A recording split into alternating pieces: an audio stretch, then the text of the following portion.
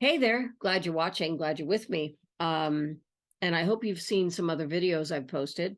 But in this case, I had been paying attention to some stuff that I started predicting a little bit about in 2020-ish, 2020, early to late. And it was all about commercial real estate. And I had some profound concerns. I'm from New York. Those of you who know me know that I'm from New York. And so, yes, I'm from Midtown. I'm from Brooklyn. I'm from the Bronx. I'm all those places. I actually was born in Liberty, New York, in the Catskills, if you have any idea where that even is. But the point isn't any of that. The point is that during the COVID issues, the city of New York had this mass exit of people leaving the area and working remotely. And they had lots of concerns like, why do I want to get on a subway with a bunch of other people who may have COVID and I then get COVID, and many, many other issues. And so I started talking in 2020 or so about my concerns about the commercial industry in the city of New York being affected. And so I asked my friend Saul Klein, who's also someone like me, if he would be willing to have a chat. And so please watch what happened. Well, my friend Saul, I love when we get to talk to each other. I just love I love our, not debates ever. I love our conversations because you and I are both students of our industry, even after this many years, but we're also researchers and we pay attention to trends and we pay attention to what's going on. I'm hungry for that. I always am. But when you and I kind of had a chat recently, and we were both sharing the same kind of information about commercial real estate, and I saw that you had a post. I commented on the post, and then we started. Let's talk about this. I will share with you, and I have shared with you that somewhere around 2020 spring-ish, when COVID was really a thing and becoming a bigger thing, I started seeing more and more of the people just vacating New York City en masse. As you know, we're both from New York. I worked in Manhattan. I lived in the Bronx. I lived in Brooklyn. I lived in Midtown Manhattan. So I'm a real New Yorker, as they say. And I'm hearing these stories. I'm reading these stories. I have people that I know in Connecticut and Westchester and even North Jersey saying people are coming in here in caravans wanting to buy houses to get out of the city. And then fast forward some time, those same people that did that said, I don't want to go back. I don't want to go back into the city. I'm not going back. No, the answer would be no. I want to work remotely. I'm still productive. Leave me alone. And then, of course, fast forward to relatively recently, when you read two of my favorite buildings in the entire city of New York are the Flatiron. Well, there are three: the Chrysler Building, the Flatiron Building, and the Empire State Building. And when I was reading news recently, and I was hearing about the vacancy in the Empire State Building, and when I hear that the Flatiron Building went up for auction, and some dude, don't know who it is, not going to mention the name, even I knew who he was the successful bidder, and then couldn't come up with the down payment to finish the auction, so the building went back on auction. And all of a sudden I'm saying, oh my gosh, these people don't want to come back. The icon buildings of the city of New York are in trouble. Vacancies are off the charts. And I said that a long time ago. I said, commercial real estate is going to be harmed. Commercial real estate is going to have a challenge when people can find out that they can work remotely very successfully. Why do I need to do that thing again and commute and go into the city? So we agreed to have a chat. That's my launch pad, if you will. I want to hear from you and your sage wisdom and all that stuff. So let's talk about this. Talk to me about your thoughts, Saul. Well, it's always great to talk to you. And I think you're right. We are students of the industry. That's because we're also instructors in the industry. Correct. And old. And and we're old, right? So no, we have it all ties together in ways that a lot of people don't see. So one of the things I want to throw out, and I was thinking, Jenny, we ought to actually create an outline because there's so many things to talk about here. I'll write it down, dude. Right. We should create an outline around this. But one thing I think is very, very important is what the people that I know refer to as a unified view of real estate. And what we don't have, but we will have soon, is a unified view of real estate. So while we're talking about what's happening in commercial, The fact is, what happens in commercial down the street from me is going to have effect on the residential Mm-hmm. that's adjacent to that. And Mm-hmm. it's going to have an effect on all of the rest of the residential, and it's going to have an effect on the industrial, and it's going to have an effect on the medical. And so there needs to be, people need to be thinking about this more holistically. And while we're going to talk about this unbelievable crisis that people are starting to look at in commercial real estate, don't think that the rest of real estate is immune from this, because what we're going to start to bring to people is this idea of a unified view. And that when those landmark buildings that you talk about can't be leased and they Right. can't be sold because there's no financing, because the financing that's there is accelerated. And we know that when interest rates go up, values go down. Mm-hmm. And you and I just talked about this example. When interest rates are zero, people can afford to buy a more Of expensive course. place. When interest rates are 5, they can afford to buy a less expensive Right. place. Every time the interest rate notches up, people can afford to buy less. That's the Right. way it works in the commercial world as well. Right. Then you throw in COVID and the fact that people didn't have to go to work for different reasons. They didn't have to go to the downtowns. They were afraid to go to the downtowns. They didn't want to be in congested environments because of the Mm-hmm. fear of the disease. And then they learned that they didn't necessarily have to be downtown. Right. So now you've got you've got office buildings that have long-term leases, but nobody's going to the office buildings. And so when those leases come due, they're not going to renew. Right. That's going to affect the income of the building. That's going to affect the value. The refinancing is not going to be able to take place. So first point is, people need to start thinking about unified view. Yes, we're not as touched in commercial, in residential right now because we've got a supply and demand issue. And because of that, and interest rates can go up, people are going to still figure out ways to buy. And the crash of commercial isn't going to affect as dramatically right away any type of decline in residential, but they're not separated from one another. They're Mm-hmm. tied together. So some interesting things I just saw on loans. In the next 2 years, $1.5 trillion in commercial loans are coming due. And those commercial loans are not like residential real estate loans. They're almost like interest only loans.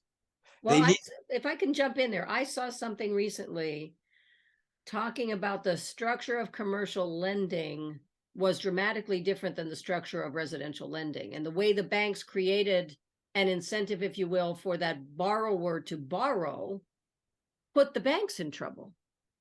well, that's exactly. So we'll get to, there is a tie here, right? So $1.5 trillion in loans coming due. These are not loans where the owners are building equity by paying the debt down, because the Right. loans are structured differently. They Right. need to be rolled over, Right. right? And they're not going to be rolled over because a lot of those leases aren't going to be any good. And so we're going to see a decline, and that's what you're talking about, this decline in commercial valuation, which will have a spillover. I was reading some figures I saw, and I sent you a link to it, where uh, people are looking for in the next couple of years, a 28%, this was the first study, a 28% decline in New York City properties. Now, we can also say this is not just New York City, this is major metropolitan Of areas. course it is. New York is just the showcase, right? Right. 28%. They revised this figure to, in the next 3 years, 44% decline in value in New York City properties. And across the country, they're talking about a $500 billion loss in value. And so that's dramatic.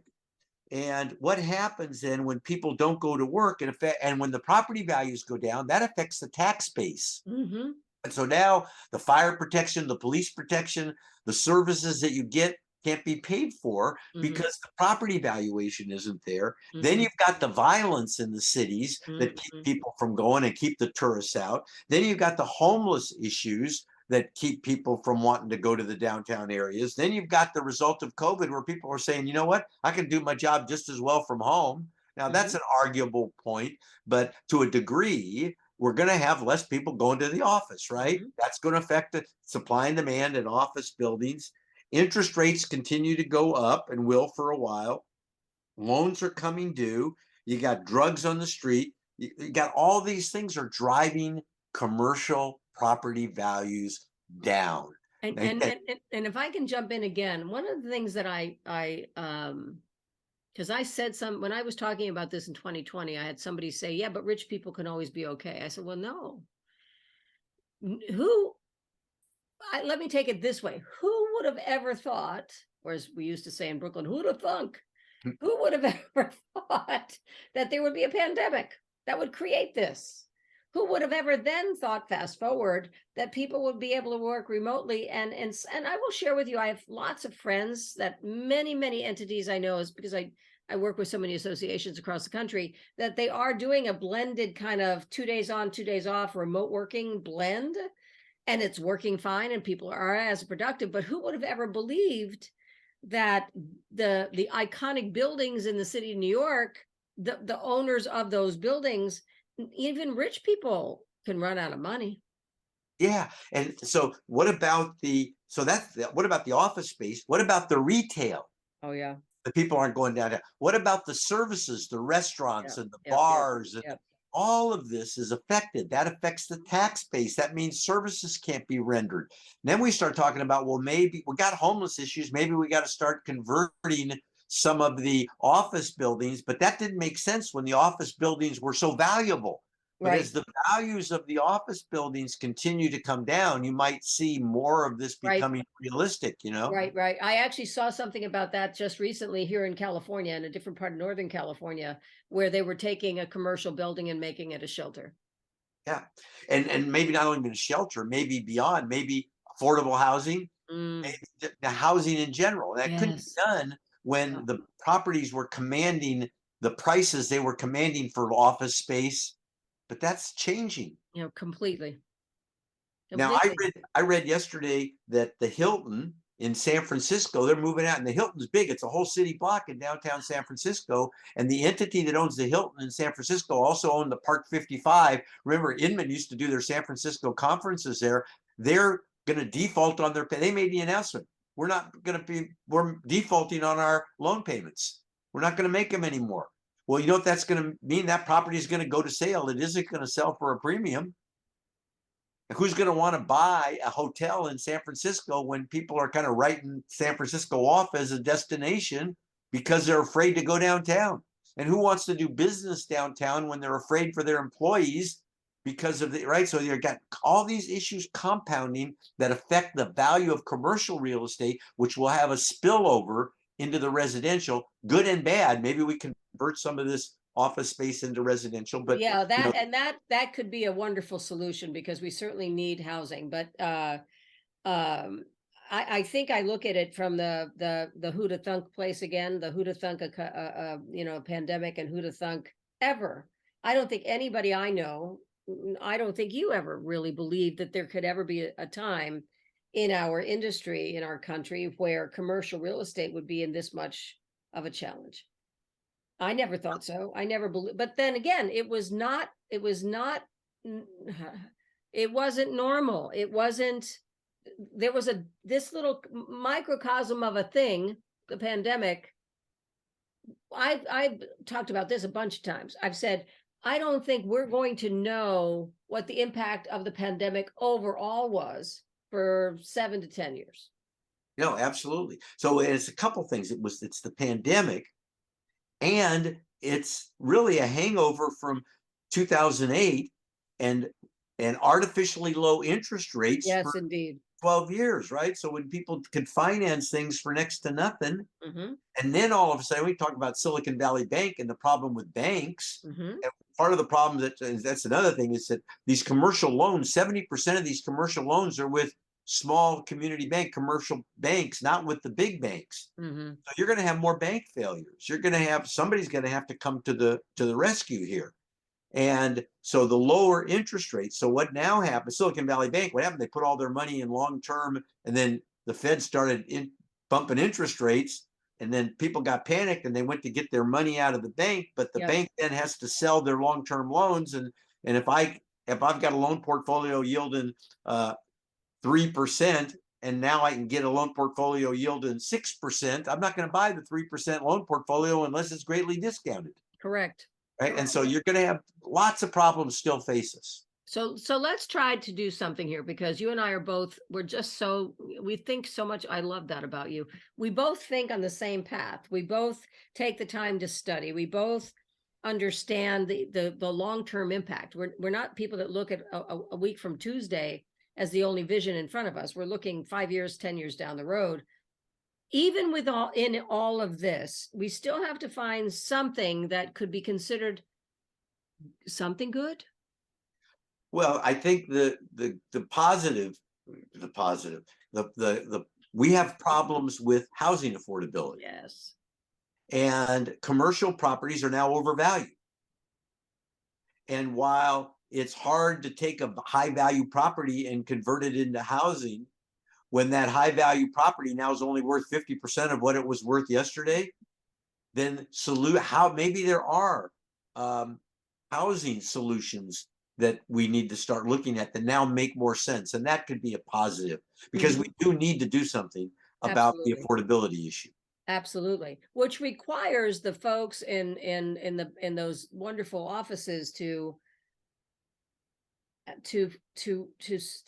sit. And I'm stuttering a little bit, only because I'm trying to figure out in my mind if I really believe it would be possible. Folks that are these owners, folks that are of this level of wealth, folks that are probably some more prepared than others because there were better business people, some that were riding the wave, to sit down and say, okay, we have a problem. There's got to be a solution. I think we just talked about it. I don't know if I said this already, but I heard about a building in turning into a shelter or becoming low-income housing. Makes perfect sense. There's a national housing crisis. I don't know pretty much any place I talk about where there are not enough houses for the people that want to buy. Prices should come down and kind of get to a point where it's more affordable to offset the raise in interest rates. It could end up being a good thing, but that doesn't mean it's not going to be painful getting there. No, that's true. So land use policy in the United States has changed on numerous occasions for one reason or another. And I think that we already are seeing land use changes because of the idea of walkability. Correct. The fact that one of the solutions to affordability is higher density. Now, I know people don't like to always hear that. Nonetheless, if you look at why we have low density, that's got its own issues. And higher density makes sense. And generationally, there are people who actually like higher density, and not having to own a car for a lot of people makes a lot of sense. And being able to walk everywhere you go makes a lot of sense. And it's cleaner for the environment. And there's all kinds of pluses here that can be woven together, I think, based on what we're confronted with right now. But I want to go back to this idea of a unified view. That is, let's not think because that we're in the residential space that we're not going to be affected adversely by what's going on in the commercial space. Because if we look at real estate in a unified way, we know that if there are more manufacturing plants, there's more need for industrial. If there's more industrial and things are produced, there's more need for storage. If there's more office, and then there's more retail, and then there's more medical, it all ties together. And land use policy in this country has been and will continue to change dramatically. And COVID was a push in that direction, because the big piece with that is people learning that there are new ways to get things done. Correct. You didn't necessarily need to be in the city to get things done, or at least as frequently. And it forced us to try new things, and some new things won't work and some new things will work. But that means the people that are in those happy places that are, and of course there is that cynic in me.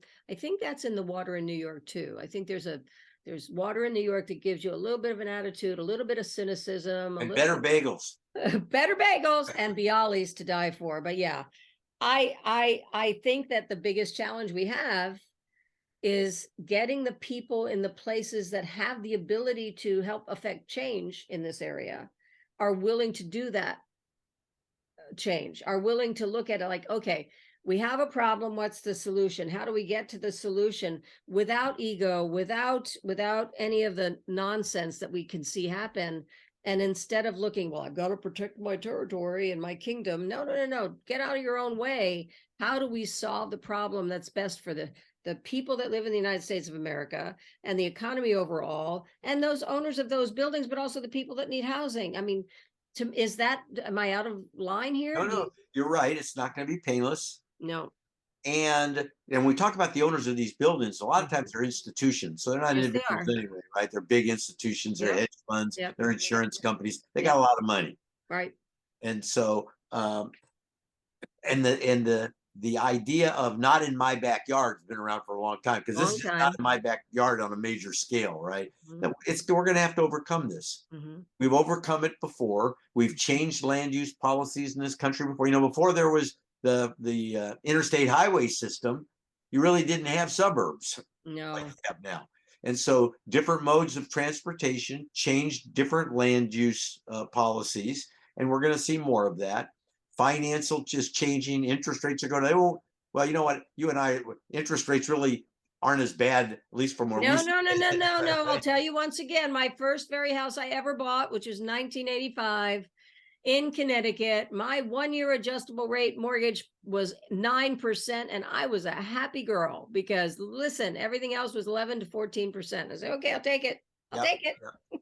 Now, converting those office buildings to residential is not as easy as it sounds, right? Because you think those office buildings, they've got like community toilets. We're Right. talking, right, and not toilets for, they don't have kitchen. I mean, there's a lot to this type of thing. But I think as the value of the property comes down because the use is disappearing, right? The need for it, and the financing is more expensive, that people are going to figure out ways to do this kind of thing. And then we're going to look at other solutions, the higher density. California has gone out of its way with, was it SB 9 and 10, to increase the people's capability to build accessory dwelling units, those types of things. Yeah.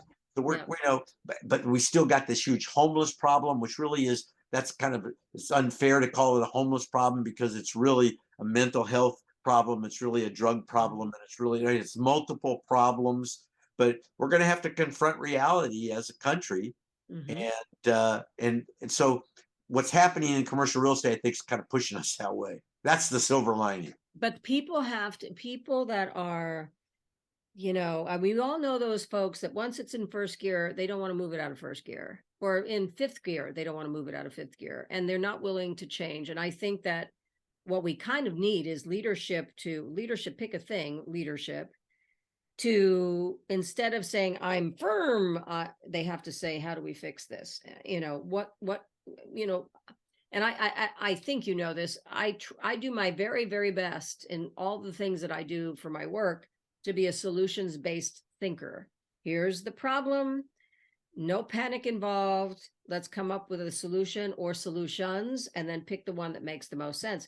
That requires people to be willing to change. It requires people to be willing to get maybe out of their comfort zone and or the wheelhouse they think they live in, and say, okay, we can make this work. Because if I go back to the financial crisis, I think too many folks were too stuck and unwilling within their stuckness, which isn't a word, but I made it up, to change, to affect a change that could have made the pain less painful.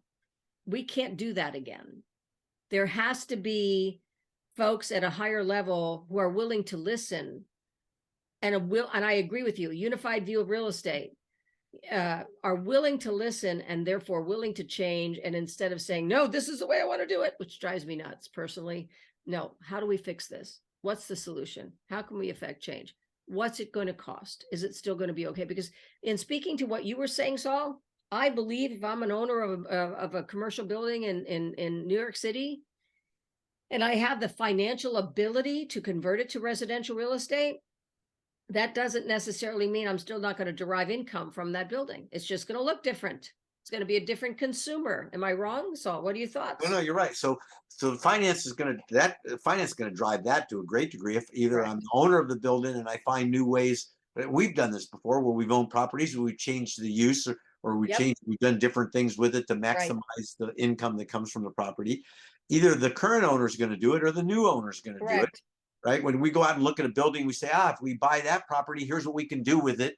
If we buy that business on that property, here's the things we can do with it.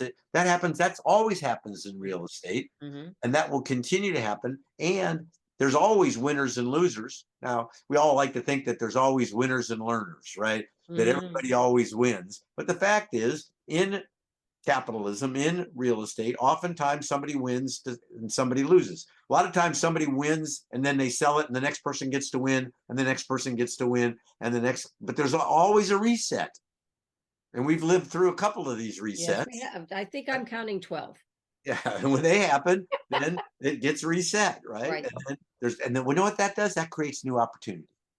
Well, I love what you just said, and that's a great place for us to end this conversation, because what you just said is so powerfully important.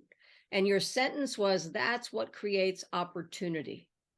And if we can get folks that are in these challenges to look at it from a potential opportunity, if I tweak this and I tweak that and I do this and I do that, there's a new opportunity. Wouldn't that be lovely, Saul? Wouldn't that be lovely? Yeah, wouldn't that be great? Like, I own a car wash, and I remember one time sitting around and talking, what if we offered a machine where people could fill up their water bottles here? What if we put a Coke machine? People washing their cars are getting through. What if we put a Coke machine here on the car? You know what? They need chamois to drive their cars. Maybe we should put blue shams here. And right, I mean, that's how it works. You figure out new ways to derive revenues from the existing real estate that you own, and real estate people are good at that. But yes, most of us, or some of us get too stuck in our mud, and that's true. And we're not in a place where we can, as a nation and as an industry, we're not in a place where we can get stuck in our mud. We must. I would love to believe that we can indeed get through this, but we just have to think better. We have to process better. We have to be more collaborative. We have to be more involved in the bigger decisions. We have to be all of those things, instead of saying, oh no, the sky is falling. Sky's not falling. The sky's changing. So, you remind me of, it's an old term, but it makes sense here. And that is that we are approaching a paradigm shift. Correct. Paradigm shift. A paradigm shift is not a change. No. A paradigm shift is a fundamental change. That's like in the NFL, that's like going from a football-shaped football to a square football, or to a round. That's like going to golf, instead of a golf ball, using a softball. This is a fundamental change. And what people have to remember, and I got this from Joel Barker, is when a paradigm shifts, everyone goes back to zero. Yes. Your past success guarantees nothing. No. A paradigm shifts. As a matter of fact, often your past success blinds you from yes. Another great comment, because as you're talking, my brain is saying, wouldn't it be great if, comma, wouldn't it be great if, comma. And we all have met those folks. I am grateful that I've spent in my career prior to real estate even so much time in working with entities in corporate America. And I can still remember the ones who were outside of the box thinkers, that were not stuck in the mud. And those are the people that I remember. I will share with you that the ones who were not those people, I chose to not remember. I chose to forget, because the world changes every day, and if we don't pay attention, I've used this with you before. I think I would rather be the doer than the doee. Yeah. I want to be the person that has I contributed because I made a decision, rather than having something happen. I want to be the person who makes it happen, rather than it happening to me because I wasn't taking action. And if I have any concern, well, do I have some? Yes.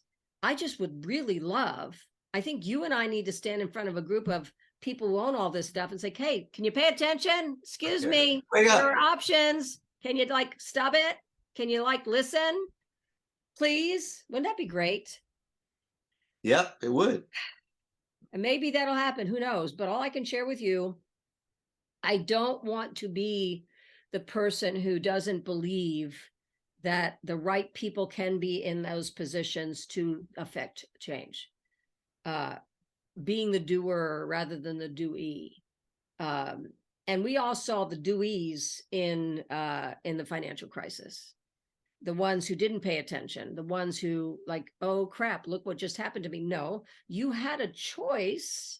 You could have made different decisions and not be where you are. And you decided intentionally, this is me speaking as a coach, you intentionally decided to not make those decisions. And now you're where you are because of that. I don't want to see that happen in our commercial world, because a change can be challenging, but yet I love change. Where's the new adventure? Where's the next thing to do? And right now, I shared this with you because we're both from New York and we're both passionate about what we do. You know, I grew up in that city. I grew up with the Flatiron Building and the Empire State Building, and no matter the case, those when I tell people stories that at one point in time there were forgive me, I almost said it, dumb people who wanted to tear down Grand Central Station. Jackie Kennedy saved it. You know, when you're a New Yorker in your heart, you're a New Yorker in your heart for your whole wide life. And I just want to see that folks that are in the positions to affect change, and instead of saying the sky is falling, and say, let's figure this out, because we can make something happen. We have to work collaboratively. Whether that happens or not, I don't know, Saul, but you know what? You and I are going to be fine. Yeah, I think so. And I think it's in the mix, and I think it's all going to happen. I'm with you, buddy. Through and through, 7,000%. So it's always a joy. You have, as always, you had these wonderful words of wisdom that I'm grateful you said that I got to tap into. And, you know, I sincerely hope people listen to what we're talking about. I want to get this video edited and out as quickly as possible. And I want everybody to know that both of us are available to talk. That people get out of the weeds and out of the mud and say, you know what, how can we make this better? How can we fix it? Because it doesn't have to be as bad as it could be if people don't do that. Am I wrong? Oh, you're absolutely right. It is problem solution. There are solutions and there are plenty of problems. So let's get busy. I love that. And I love you.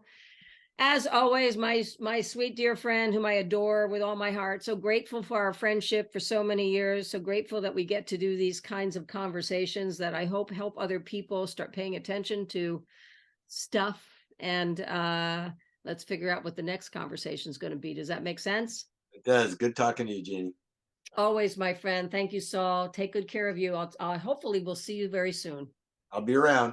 All right, my friend. And cut. That was great. Yeah, terrific. Well, you had some such great comments, and I wanted to bring us back to, yeah, this sucks a lot, but there is a solution. This is shitty, but we can still fix it. We just have to start paying attention. Wouldn't it be wonderful if a whole bunch of the dumbasses that are out there say, hey, Saul and Ginny, we suck. Will you come talk to us? And we'll be on the same plane together trying to solve these dumbass problems other people that COVID created. But that would be great. Wouldn't that be fun? Oh my gosh, yep. Can you see us on the same stage together, yep. Saul? Yep, that would be a ball. Sure. Oh, you're the best, honey. Thank you so much, as always. And yeah, let's keep talking. Let's come up with other solutions, because there's more stuff out there that both of us will be seeing and noticing that I would like us to continue talking about, if you're okay with that. Yeah, you bet. Love to. You're the best, honey. Mwah. Talk soon, huh? Bye, baby. Take care. Bye-bye. There you go. There's things, there's stuff, but I also believe truly that there are solutions. And nothing would make me happier than if, as I said in the video, people who have some levels of influence could get together and try to come up with solutions. instead of coming up with more problems, or that's not fair, instead of figuring out why they cannot come up with solutions. So I truly do believe that we're going to be okay. I truly believe that we're going to get through this. But at the same time, if we're not paying attention, which is my mantra on everything I do videos about, pay attention, do your research, listen, watch, all those things. Don't necessarily watch all of the negative naysayers. Look at everything to get the real information from all of the places. Make great decisions, pay attention, and then hopefully we can come to the other side. So I hope you enjoyed the video. Please don't hesitate to reach out to either myself or Saul. We're happy to help, and I look forward to seeing you next time.